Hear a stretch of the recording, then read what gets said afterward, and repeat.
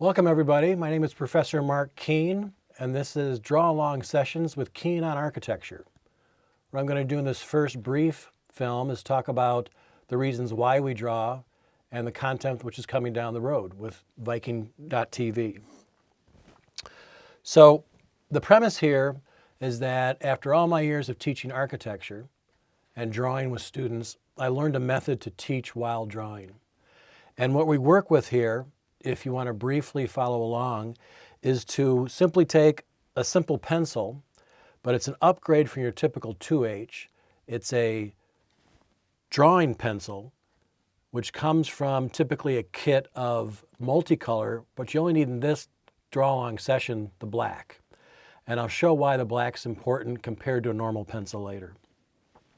We're going to work with principles of drawing very briefly here. Then the following draw along session will be much more lengthy and in depth for those who need a complete refresher course. So to talk about the idea of why it's important to draw, it's critical to understand that we learn in a very different types of ways. We learn by listening, we learn by reading, we learn by trying to interact with the actual content. But the deepest way to understand principles of architecture is to listen as you draw the concepts. So I'm going to give you a little bit of a teaser here by, on this sheet of paper, simply drawing across a horizontal line from left to right.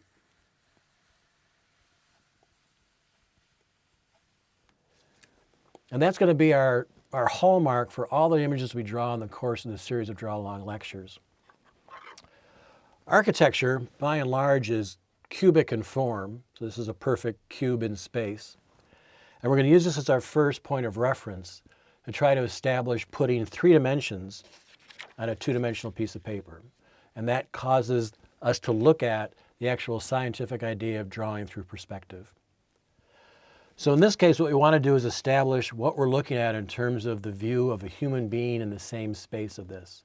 So rather than hold the cube in my hand and try to draw that, we're going to assume this is a building form in the landscape. So we're going to walk out onto a site which is broad and wide, and it's governed by this line I've drawn here. And that's step number 1, which is the horizon line. And on that horizon line, we'll find the relationship between that horizontal line in our vision, wherever we go on the planet, and how we see objects related to that line. So basically, if you remember that the horizon line critically is where our eyes go off to the distance of the edge of the earth. So wherever our eyes are physically on the earth, that's the horizon line. So as a point of reference, let's just draw the head of a human being and their eyes right on the horizon line, and a little torso, and the legs coming down. So now all of a sudden that's somebody looking out to the horizon as far as the eye can see. And that's step number 1, to realize that wherever you are looking at a type of image out there architecturally, the horizon line governs your vantage point relative to that. Now, if we assume this cubic volume here is a series of parallel lines in space, we know that from science they're never going to meet in space. That's the definition of parallel. And yet, in the concept of scientific drawing and perspective, they do meet and eventually converge to a point on the horizon line. So these 2 horizontal lines are going to come down and meet on a vanishing point on one point, and then 2 over here will come to another vanishing point over here. Even though they're parallel in space, they're going against your scientific wisdom because of the way the human eye sees. So our key first step would be then to draw the corner of the box and then project those 2 parallel lines back to a vanishing point.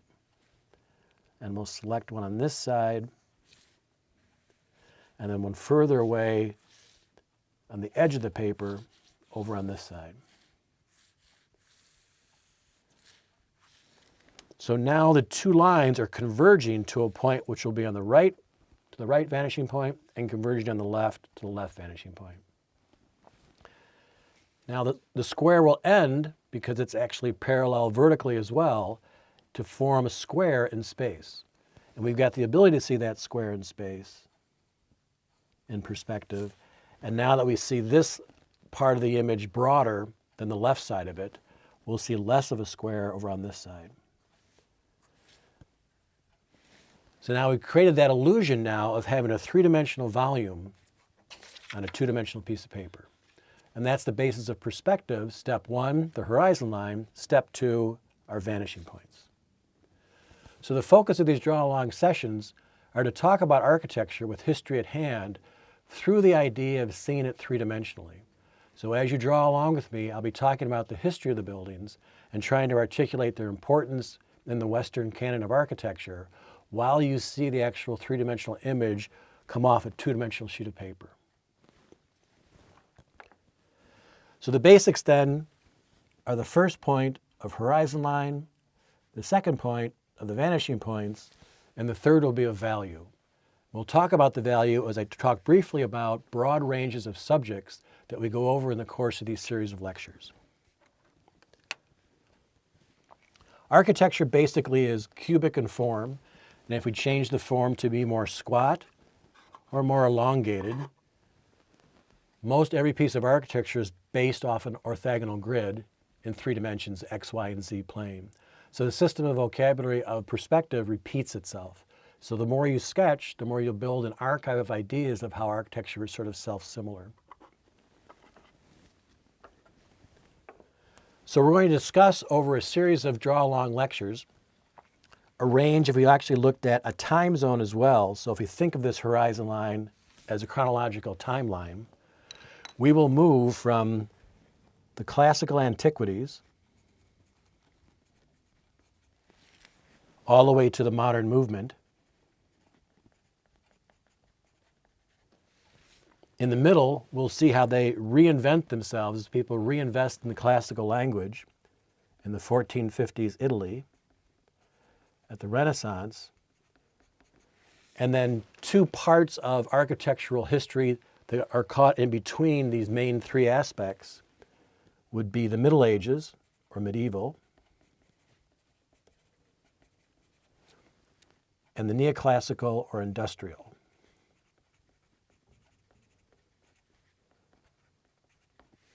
So within those five broad parts of architectural history, we'll see valued pieces of architecture, and when we draw together, we'll be drawing from rapid prototypes model of the content. So for instance, a great neoclassical structure is Napoleon's Arc de Triomphe in Paris. I'll always have the idea of this being in my left hand as I draw with my right, so I can explain how, as the perspective draws out, we draw the components of that into the actual shape and form here. The same is true if you move into the Renaissance. The queen gem of the Renaissance is Il Duomo in Florence, and we also will look at that main dome in the center of Florence today, which is the masterpiece of Renaissance language. Or the modern movement with the Bauhaus in Germany. And we'll look at its very projected idea of the modern movement in form and space that starts to abstract the language of architecture in the 20th century. So if I look at these now and explain the idea, the promise of value helps us out too, because basically we start out with a 0% value here. So if you make a little bar chart here, when you work with your paper stock, and for each subject matter you're given within Viking.TV's archive of these draw-along sessions, there will be a PDF for you to download a base drawing with key information on it to get you started. Then we'll add value to it because the paper is 0%. It's just page white. Your media, in this case, because it goes so black with a colored pencil that isn't black in nature, will come to absolute black at the 100%. We see the world in the middle in grays. What this media allows you to do is move from the 0 and lightly blend that in so that in the middle it's 50%, and with more and more pressure it gravitates towards the dark on this side. And that's how we see the architectural world, and how the horizon line and vantage point help construct the three-dimensional form, but light, shade, and shadow then articulate that. So if we move with the classical over here, we can simply create the box and form of a classical temple. We can move to the Middle Ages, and we can show the western facade of Notre Dame in Paris with its nave projecting back and its transept facing south. And we can move to the Arc de Triomphe, which we saw briefly in hand here, and draw it from this vantage point.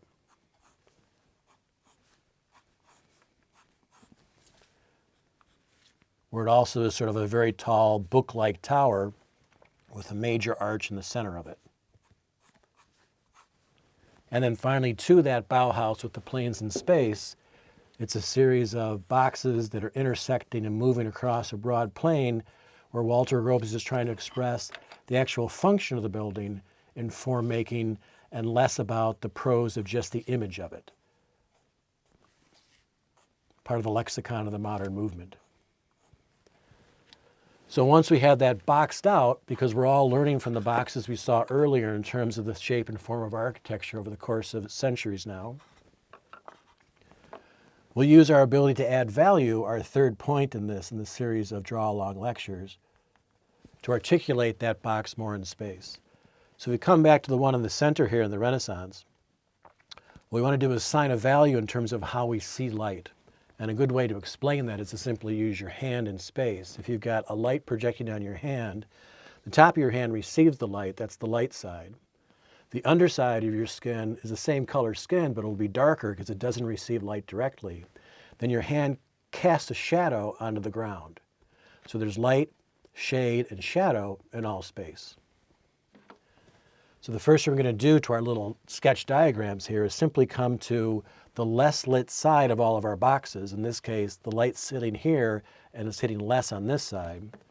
Is we'll simply come to one side and give that a 30 or 40% gray, which immediately makes the forms that we initially drew only in line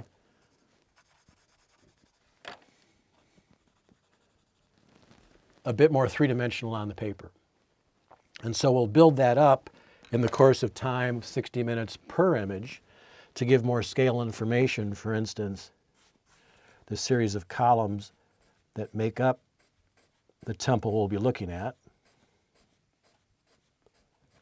then what they're holding up above, and finally the pediment for that temple, and then how it sits on a base and steps down the hill. Or in this case for Notre Dame, it's towers at fronts, flying buttresses that march along the side, the lead roof, the crossing spire, and build out that language. In this case, this box in Florentine, Italy, in the 1450s, is the base of a large octagonal dome up above. So that octagon then inside of a square actually can be inscribed in that, so we can find that dome that rises up above.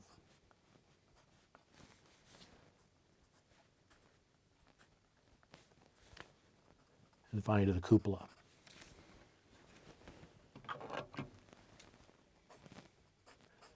The classical language is rediscovered here. New classicism, neoclassical. The Renaissance is a rebirth, Latin base for the word to be born, naissance. So the rebirth of the classical language comes back twice in the Western canon of architectural history. So it's adorned in the temple in effect to Napoleon's armies in 1805 in Paris. And then a complete break after World War I with the language of the modern movement and the Bauhaus, with planes in space and function articulated to free people from the vagrancies of history in terms of the dominance of certain cultures. So that Western canon will be provided with many buildings in between as we stagger through those. They'll go sequentially, thematically. There'll be classical language buildings, medieval buildings, Renaissance, the in-between forces between the Renaissance and the modern movement, all the way up to contemporary time of what's being built today. And they'll give you a further understanding that allows you then, as you learn about the architecture, to become more connected to it and to activate your brain to work both left and right at the same time as you listen and draw and diagram the architecture so that you leave with something of more value and you leave with a better understanding of architectural history. So to come prepared for these, it's best to find the media. As I mentioned before, typically colored pencils come in sets, and you're allowed to do things in color, but I'll be working in black and white for the most general public to work with these draw-along sessions. So you simply need to order then or go to a store and just buy the black version of these.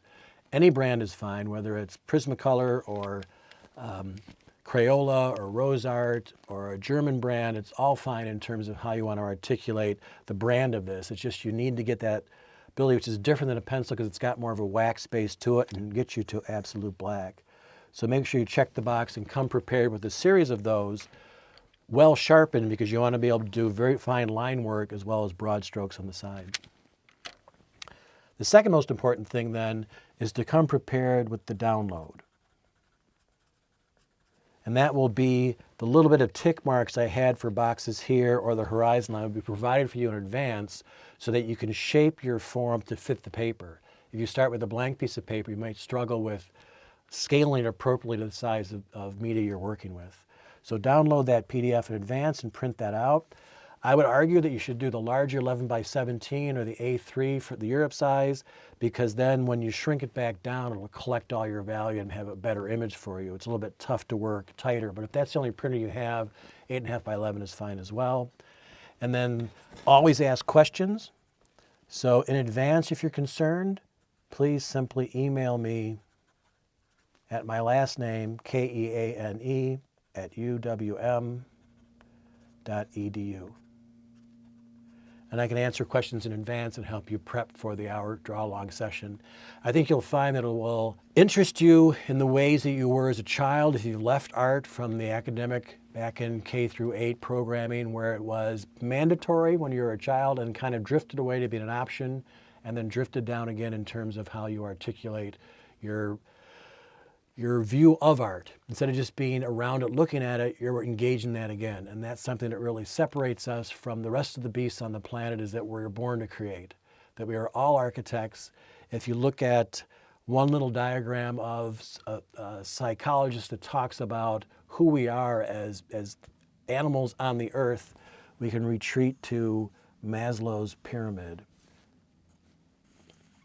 And so basically at the base of his pyramid, he describes what the human condition is. And he's got 5 zones to it. And the zones at the base are fairly simplistic, that in order to survive, you must have air. After air, if you're breathing, you have to have water. Then you have to have food. Your next basic thing to be a human being is shelter. So my argument is, we were all born architects. As you move through the promise of being a human and coming to the fulfillment of what it is to live on earth, you come to the highest point, which is actually self-actualization. On the road to that is creativity, very at the top of the pyramid. So you can create with your ideas instead of just taking photos of buildings during travel, and engage it with your own artwork. There'll be more of a human condition of self-satisfaction in terms of the content you're studying. So that's what I have to introduce this. Again, these are the 60-minute draw-along lectures. I am Keen on Architecture, Professor Keane. Hope to see you in the future. Thank you.